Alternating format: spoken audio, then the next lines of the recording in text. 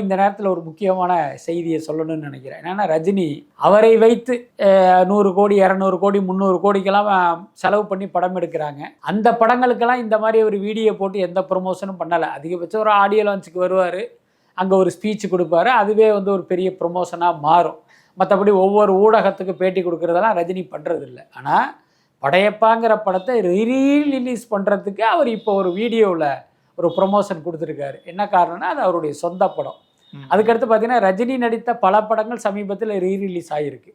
இப்போ அண்ணாமலை கூட பண்ணியிருக்காங்க, அதுக்கு முன்னால் பல படங்கள் பண்ணியிருக்காங்க.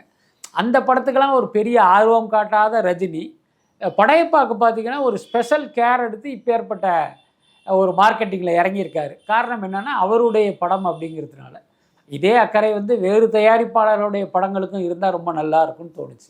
உங்கள் தங்க நகையை அதிக விலைக்கு விற்கவும் மற்றும் அழகில் இருக்கும் தங்க நகையை மீட்டெடுத்து அதிக விலைக்கு விற்கவும் உடனே அணுகவும்.